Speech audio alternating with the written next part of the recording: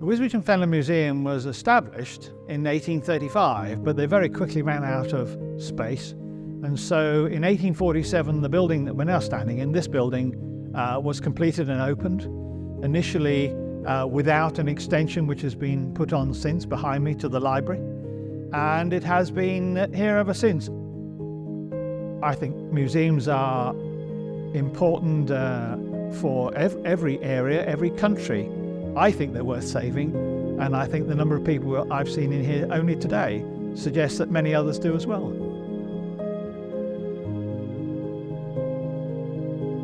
When we first met Swann Edwards in 2018, we were already in the throes of a campaign to re-roof the museum with the help of Historic England. But we also at the same time wanted to be able to do some work at the back of the museum, which was the derelict garden area.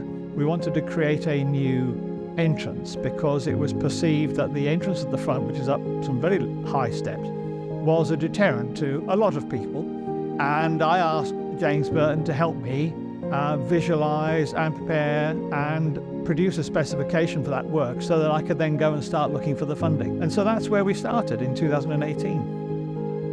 Jamie produced visuals for us as well as the detailed drawings, and they were really important to us. First of all, because I had to persuade the board that this was a good idea, but also we had to explain it to the public. And so we had 2 large display boards with his large drawings of what it would all like so the public could see where we were going. It wasn't going to be a matter of asking the local public to fund it. We were going to ask national funders, but we wanted to take the public with us and show them what we were doing.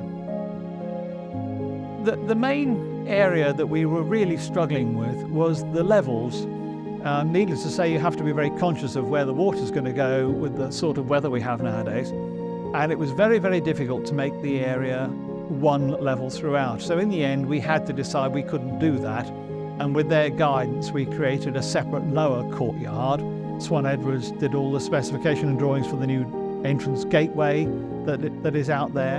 And that was very, very helpful. They're also very helpful with things like materials. We're in a conservation area.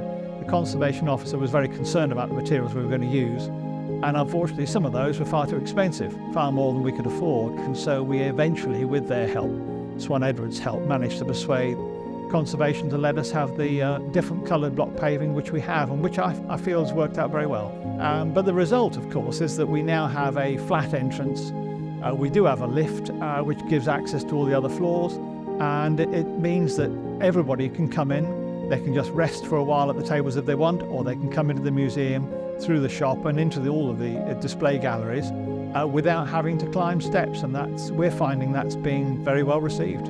And without the pro bono element from Swann Edwards, obviously I would have had to find more money, and I don't really know where that would have come from. We look as though we have an overspend of $3,000, but if you'd offered that to me at the beginning, I think I'd have accepted it.